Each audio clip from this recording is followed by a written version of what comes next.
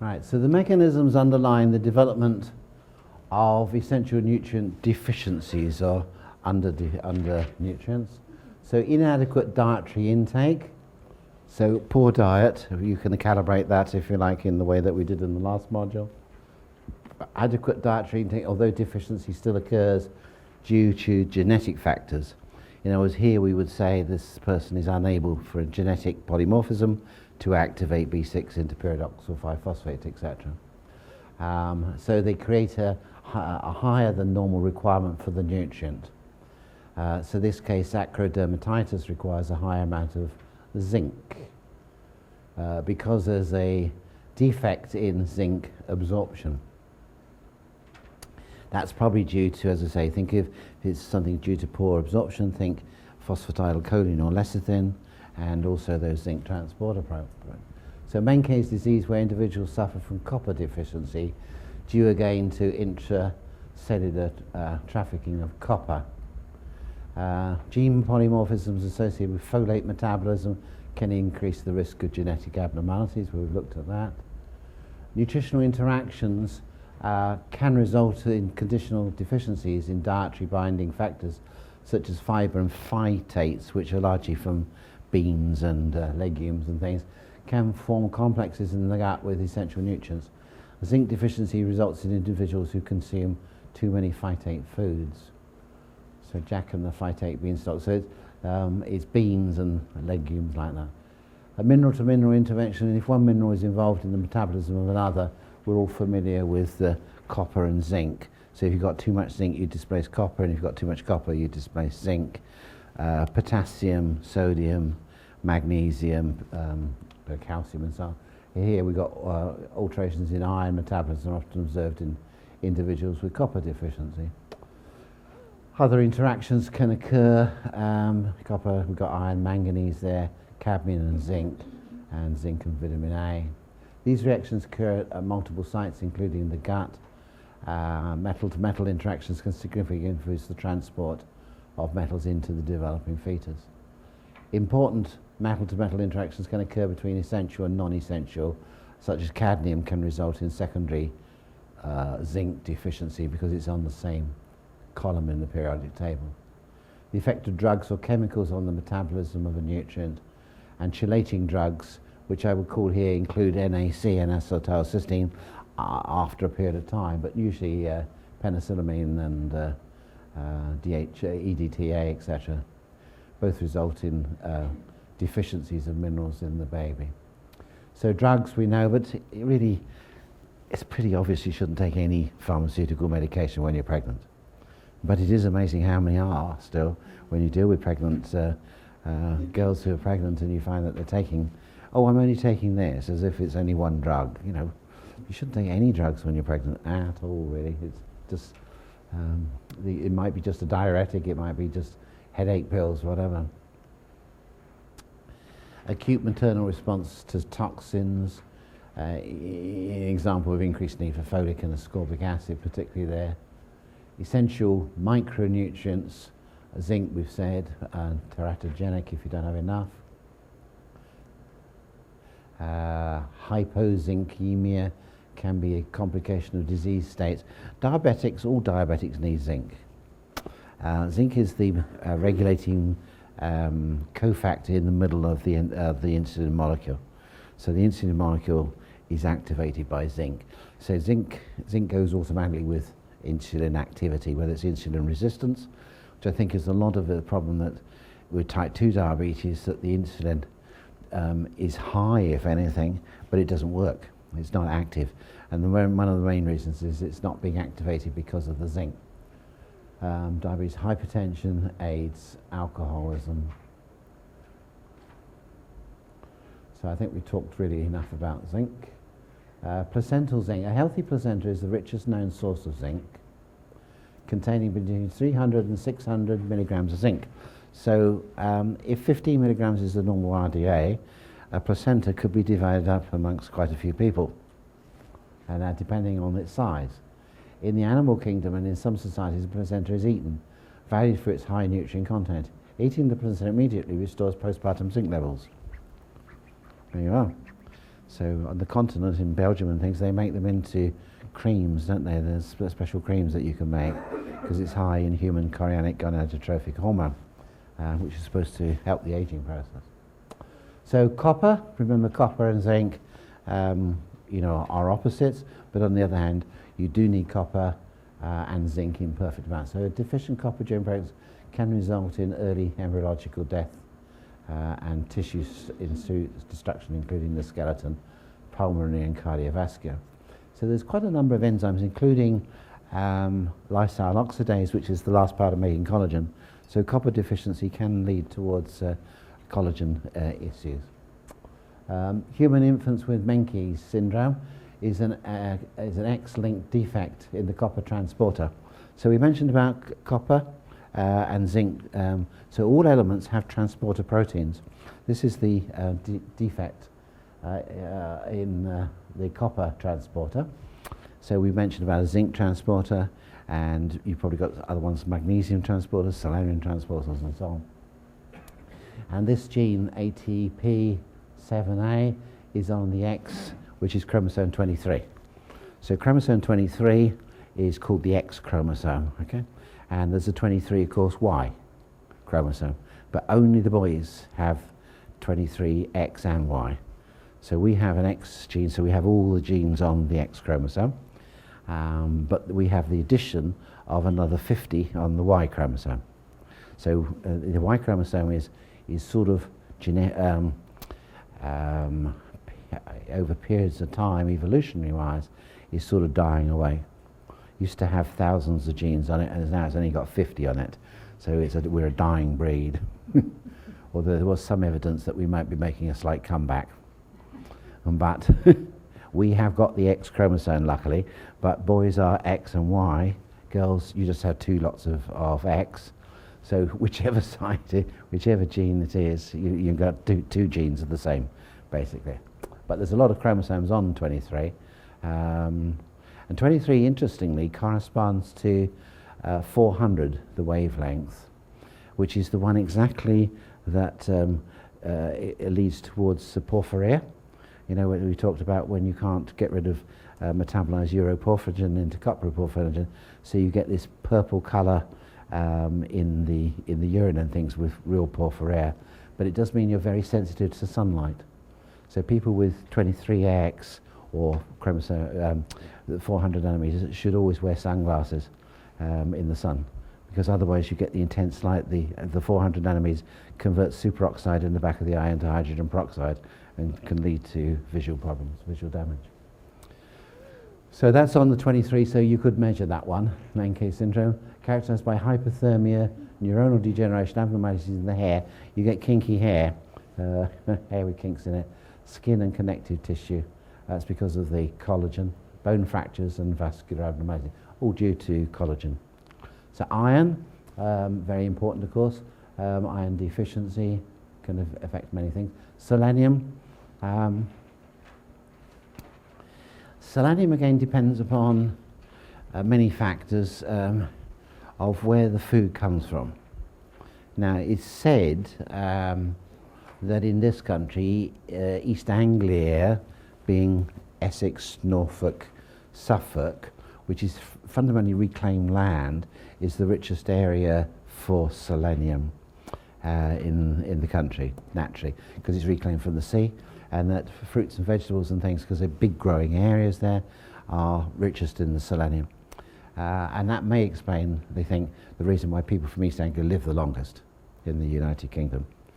Okay, so East Anglia is like the Calabria of Great Britain. Fascinatingly, the second longest living area is London.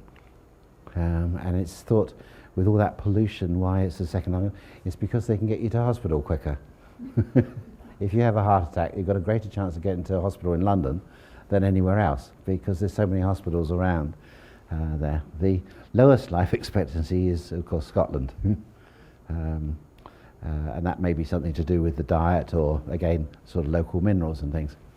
What is interesting is that people, of course, if we didn't migrate around, you would find very similar diseases in similar locations, because if the food is grown in the same soil, you'd all have selenium deficiency if you're a selenium deficient area.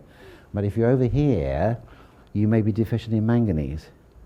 And this was really found more by accident many years ago, that if people bought things from different locations, their health was generally better than just buying from one area, because nature's done that to make us all wear out. Because if you have a good diet and you've got a bit of all the minerals and things that we're built on, you'll have a good, healthy, long life. Okay? So people would live a lot longer. So if you're in a good selenium area, you're probably good selenium, but you may be short of manganese. So, it's finding out the best, and that's, luckily, we can do that with kinesiology testing, what it is that we actually need to switch all our genes and things on. So selenium is rich, they will say, in Brazil nuts, but again, Brazil is only rich in selenium on the east coast by the Atlantic. So the Brazilian nuts on the Atlantic side are very good in selenium. On the western side by the Andes, they're very low. So if you look at Brazil nuts now, most shops sell Brazil nuts from Bolivia, which don't have any selenium. Again, they're on the side of the Andes Mountains, which has scraped all the topsoil off. So you can't say, oh, eating 6 Brazil nuts will give you the selenium. It doesn't, it depends on where they come from. Camel wheat is a very, very good source, watercress, etc. So low blood concentration of selenium correlates with increased risk of spontaneous abortions. Also involved in oxidative defense systems, as you know, with glutathione peroxidase. It's required for the sperm motility. Selenium is involved with the conversion, as we know, from T4, and we'll deal with in the next module, hormones, to T3. Selenium has a role in viral suppression, so it inhibits viruses from duplicating AIDS, and is also implicated in delaying the aging process because it's an antioxidant.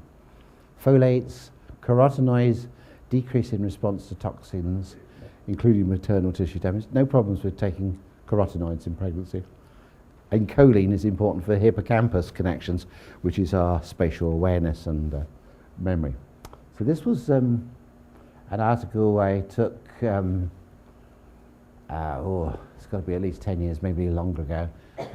Dr. Williams, in collaboration with Warren Mack, Associate Professor in Experimental Psychology, opted to build an improved cholinergic system by adding choline to the diet when the cholinergic cells are being formed and making the synaptic connections in the brain. Cholinergic cells are special because they need choline to make acetylcholine, but cholinergic cells, like all cells, also require choline to maintain their cell membranes. In other words, phosphatidylcholine. So Dr. Williams supplemented pregnant rats with choline in their drinking water. This task taps into the working and reference memories. Amazing enough, the rats which had prenatal, in other words, before, and postnatal, or both prenatal and postnatal supplementation of choline, made fewer mistakes on the first day of training. And the choline animals continued to perform better than controlled rats, even as adults. So they were sent out on their training missions. Okay, they were put into mazes to see how much they could remember. But let me just read that bit again. Training. The choline animals, in other words, pre and post or both, continually perform better than control rats, even as adults. Now you think of that if you gave the mother choline in that first period of time, trimester pregnancy, and the first period after pregnancy, that child will be better, not just then, but all their life, okay? Because if you have a child who has learning problems, it's going to cost you a fortune. For the sake of a few pounds of buying some extra choline and supplementing it in, it will cost you thousands in extra tuition and so on, and heartache, to try and deal with a child who has learning problems. So if you can give them every opportunity, this doesn't make a person, it doesn't greenhouse them into a super brain, but it will give them the best opportunity for them. So in fact, rats which have both prenatal and postnatal demonstrated the greatest amount of permanent improvement in their memory capacity and precision. Since those experiments were completed, the sensitive periods for choline administration have been determined to be prior to birth, on days 12 to 17 in development, and also days 15 to 30 after birth. The former periods occur when all the cholinergic neurons in the basal forebrain form. The latter period also seems to be highly significant because this is when the developing rats were being weaned and synaptic connections were being made in the hippocampus and cortex that were critical for visual spatial learning and memory. So if we put that into humans rather than rats, it's the first 16 weeks, maybe 12, let's say 16 weeks, and you need roughly 600 milligrams of choline. That's of actual choline, because choline normally comes as a choline citrate or choline bitartrate. So it'll be equivalent to 2 or 3 capsules of the choline. To get 600 milligrams of actual choline, you need to take about 1,500 milligrams of choline citrate. So with 2 or 3 capsules of choline will give you 600 milligrams, the same amount. So you take it ideally before, when you're thinking about pregnancy, but certainly once you find you're pregnant, get going on it fast, but ideally to take it if you're thinking about it. And then there's no point in taking it after 16 weeks because the brain's fully formed by that time. But then immediately after birth, for the first 3 months, the mother can take it and it'll come out in the milk, or if they're having a formula milk, most formula milks have got choline in now, but you need a lot more than what they put in. So open a capsule up and put it in the formula milk. Because if there's something you can do to help the spatial awareness, the hippocampus involvement with the synapses making their links, you're helping that child all their life. So one of the things to increase, from a prenatal point of view, not just the nutrients that we've talked about, but certainly is worthwhile choline and either omega-3 or DHA on its own. So P5P is important to maintain adequate on PP and to keep the homocysteine level to decrease miscarriages. And as we're going to come into a minute, morning sickness. Hypervitamin A, we talked about that. Essential fatty acids, omega-3 mainly because of the DHA here to help with the brain. It increases visual acuity because the whole of the retina, as we said, is made of DHA. Omega-3 supplements has been shown to also to reduce the preeclampsia symptoms along with magnesium. So preeclampsia is like a cramping, so that up goes the blood pressure, constricts the uterus and smooth muscles, etc. So always think magnesium, but also omega-3. All nutrients associated with high homocysteine and remethylation, so that would be magnesium, zinc, P5P, methylcobalamin, methyl tetrahydrofolate. Consequences genetically of nutritional deficiency. So folate can lead to neurotube defects, maternal exposure to nutrient insults and persistent effects of decreased zinc, etc., cause problems.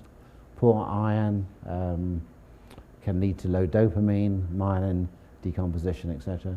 Perinatal copper deficiency can lead to copper depletion and the effects on the Moro reflex. That's the startle reflex, which should be integrated earlier in life. Maternal environmental interactions can influence the developing conception. So these things, the fetal outcome, so physiological stressors, genetics, toxicants, and nutrients. Morning sickness.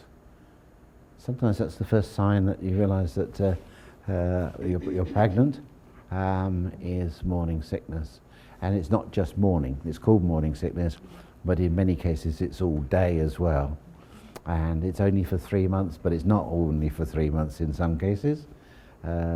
It's all the way through in some cases. But it can be worse, and it can be so severe they have to become hospitalised because of dehydration and things like that. This is, in 99% of cases, pyridoxal 5-phosphate deficiency. It's staring you in the face, and it runs, because they're unable to activate B6, they can have a good diet, but again, they're not turning that into pyridoxal 5-phosphate, which is the regulator of histamine. And histamine is the regulator of stomach acid. So it's, if you haven't got the P5P, you don't make the histamine. Low histamine leads to low hydrochloric acid. You basically, and then that allows probably bile to regurgitate into the stomach, which is what the sickness is. And it's usually sorted out very quickly taking P5P. And it doesn't matter how many times I tell people this, they don't remember it, and they don't tell everybody there. And there are certain very special people in this country who should know better. not mentioning any names, who suffers greatly with this, and all she needs is P5P. And interestingly, most of the royal family suffered the same thing. So it seems to be maybe carried in as a genetic predisposition. Not that she's royal family, but from blood. But it's interesting that her mother suffered, or his mother. Yes, that's right. Her husband's mother, William's mother, etc. So, morning sickness, not all what it seems. Preggy pops, usually naturally flavoured with ginger. Ginger is very good to help settle nausea and things, but it doesn't actually solve the problem. It's pyridoxal 5-phosphate, which is the problem. You're not going to be deficient in ginger. Now, the $100 question is it the stomach itself that makes them feel sick, or is it in here, not in the mind, but in there's areas in the base of the brain called the nausea centres, and they think it's something to do with actually here, which responds down there, so you think it's here, and you are actually sick, but it's something not working in the base of the brain, maybe. Morning sickness, P5P, ginger. Stretch marks, rub into the abdominal skin vitamin E, and vitamin D cream is very good as well. So D&E as a cream rubbed in to prevent stretch marks. Bit of a curse for people, I know it's cosmetic, but on the other hand, they'll always thank you for it. Preeclampsia, as I said, is like a cramp. It's often thought to be just a magnesium deficiency, but vitamin E and selenium should be assessed for also. Pre-labour, good idea. My mother suffered quite a lot, I think, with my brother and sister. I was the younger one. And she was advised to take raspberry leaf tea. And she drank raspberry leaf tea. And the first signs of contraction, and I was out. It was lunchtime. And I don't think Mum had lunch that day, but I was born on the kitchen floor because she couldn't get anywhere else in time. I was coming out in a hurry. And she always put it down to raspberry leaf tea. But I think it's not very pleasant stuff when I tasted it. It's not. It's yes, I know. Sounds nice, but it's leaf, not the raspberry. It's there's something in it which helps. It's an old herbal remedy, and it's certainly worth doing without a shadow of doubt. During labour, zinc required for the production of prostaglandins. So here, the prostaglandins 2, which we associate as the bad one, is actually the one that causes the muscle contractions. It constricts involuntary muscles, which of course the uterus is. So prostaglandins is a very important substance in the contraction itself. So that's primary prostaglandins, so we need zinc. Zinc promotes the elasticity of the perineum during labour and birth. Less episiotomy. Zinc deficient women tend to have longer labours. Zinc deficiency is linked to weakening of the uterine muscle tissue, affecting the efficiency. So again, zinc, zinc, zinc, and zinc. Zinc packs into the placenta at the end of the pregnancy, and copper level rises. Following birth, zinc levels fall with the expulsion of the placenta, and copper levels remain high. And that's thought to be a factor in postnatal depression.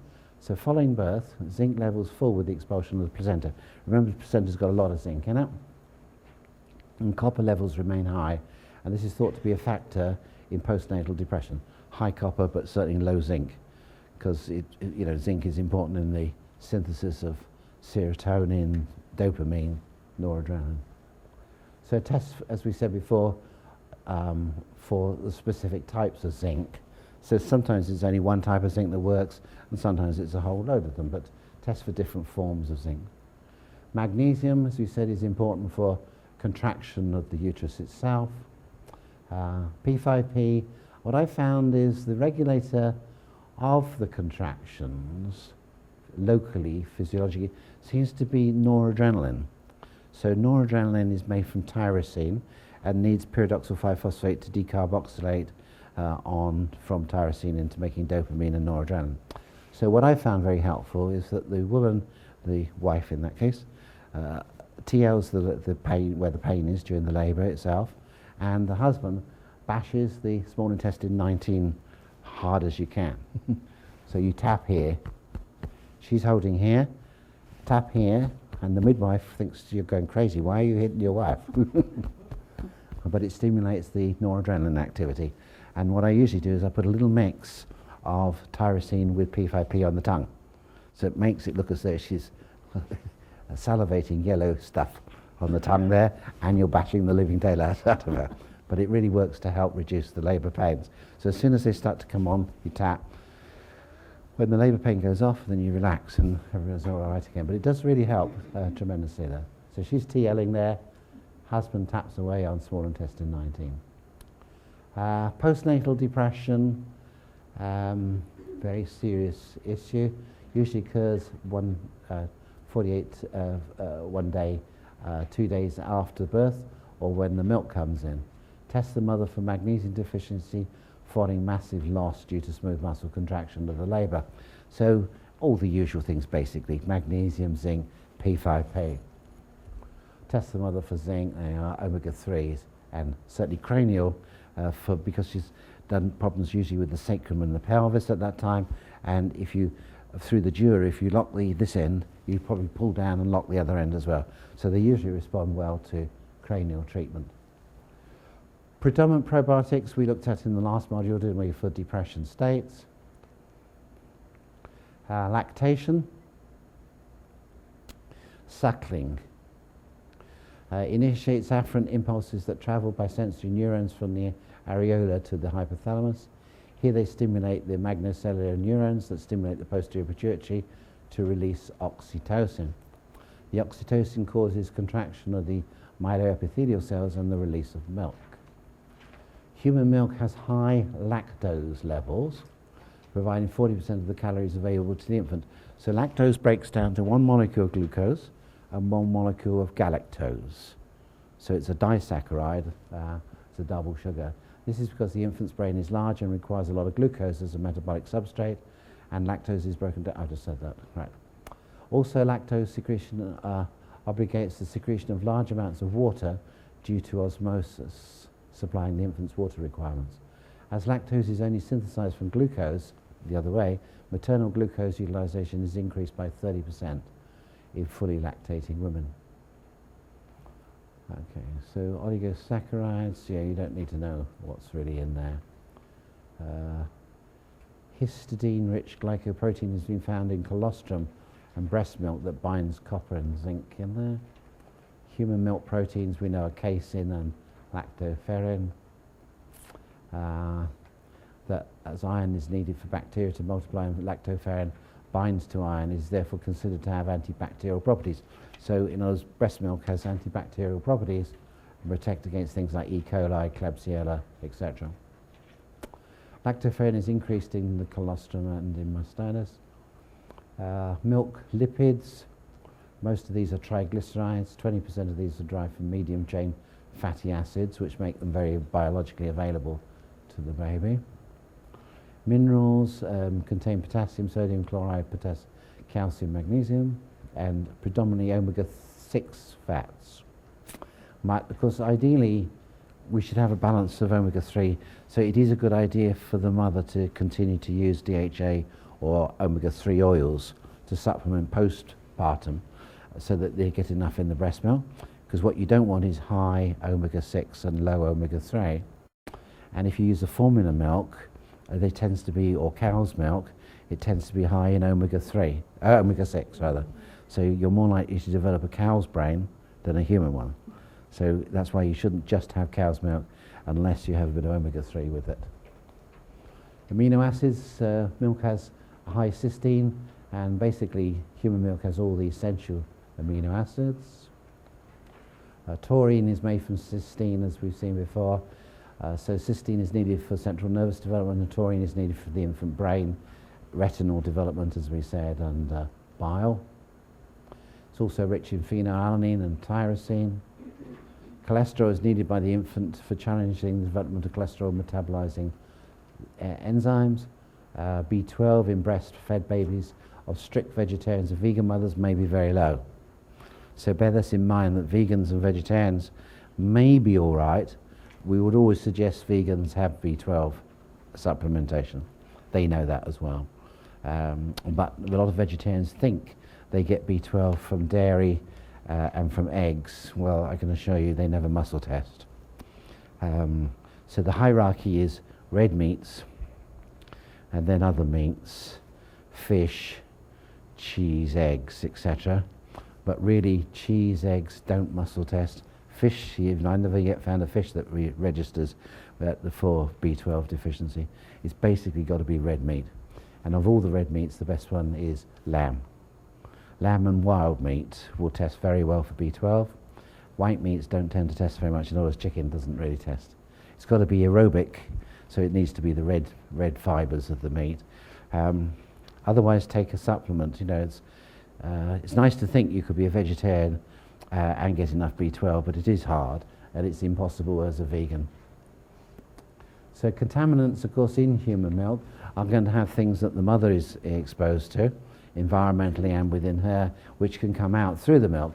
So, from pesticides, water-soluble toxins, drugs, alcohol, nicotine, caffeine are all transferred into the milk. Environmental chemicals, PCBs, radiation, all sorts of things can come through. The need to test for baby weakening to the mother's milk, which we talked about this morning. So surrogate and supplement, if required, to the mother accordingly. Okay, so if the mother requires it, if the baby requires to give it to the mother, but you will have to surrogate. You can't muscle test a baby. So I've never managed it yet. I rarely muscle test a child under about 7. I know some people, say, oh, I've got a 4-year-old and you can use him. They're not reliable, really. But there are some kids who are really switched on. In the same way, there's some 12 or 13-year-olds who don't know what you're talking about, push, pull, and they don't really do it at all. Their brain is so scrambled and less coordinated, and yet you can get generally 7, around that sort of I find they're quite reliable, and usually enjoy doing it as well. Mastitis, big pain for a lot of physically as well as mentally. Symptoms include fever, painful lumps in the breast. Can be bacterial, viral, can even be protozoa, very small little parasites can get in there, funguses, radiation chemicals can cause it. Infections can be systemic, focalized in the milk duct, so it can be inside and coming out through there, or from outside getting in down the breast duct. Treat with antibacterials, silver, probiotics. Again, be careful with herbs if, really the lactating. Again, lactating really is the same as pregnancy because it goes into the baby. It's maybe an iffy thing. Some people say, oh yeah, it's okay. And other people say, no, you should put on if you're pregnant or lactating. So radiation chemicals and other ones may be coming out. Treat with ornithine, that's fine, taurine, etc. It's important that the infant continue to suckle to maintain milk production, otherwise the milk will dry up. So if they stop breastfeeding, so it really is important to continue to drain it. Engorgement, wrap the chilled cabbage leaf around the affected breast. I've never done this. It's a tale, I suppose, and it must work. Cabbage has a lot of folate, of course, in it. One of the richest source of folic acid, really. But it also has other things in it. There is in older books called vitamin U, which is made from cabbage juice. It's not an essential vitamin, but it was called vitamin U, and it's used to treat gastric ulcers. So cabbage juice contains this, and it's used as a natural remedy for healing ulcers, gastric ulcers. Cracked nipples, rub vitamin E over the nipple, make sure to clean it off before feeding. Check for fungal infections locally and prescribe tested antifungal herbs and creams and things. To increase the milk production, common problem here, increase milk for suckling, increase water intake. So the first thing, if you're dry and you're not getting enough, is to increase water. Take herbal galactologues such as star anise. The popular one otherwise is fenugreek. Fenugreek is a spice usually from North Africa, and it's traditionally used for when girls don't make enough milk. Chasteberry or Agnus castaris, milk thistle, nettle leaf, raspberry leaf tea, etc. Black cumin seed oil, lovely oil, again helps to increase milk production. Large amounts of sage and parsley may decrease, avoid large amounts of sage and parsley. Raynaud's phenomena, blanching, can affect the nipple, So Raynaud's phenomenon is when the hands go white as a result of vasospasm in the capillaries in the hand or the small arteries. May occur in the fingers, the nipple, or both. Occurs as a response to a drop in temperature. P5P, B3, because B3 is a vasodilator, nicotinic acid, vitamin E, essential fatty acids, and selenium for T3. Usually when someone comes in and they've got cold hands and feet, and it's not cold out there, but they are cold, it's low thyroid activity, which is what we'll do in the next module. But that low thyroid activity is not thyroxine, it's low T3, the one that actually works inside the cells in the mitochondria. So when you shake hands with the patient and they're cold, and you find the feet are cold as well, think first of all thyroid, and think also essential fatty acids, because that thins the blood, which helps it to flow better. So it lowers the viscosity, so blood flows. If blood is thick, it doesn't flow as well, and so the limbs get cold. Toxins, reactive oxygen species, or free radicals damage the ultimate mediator, or are the ultimate mediator in the aging process. They're generated by normal oxidative processes, infections, pollutants, and hypoxia.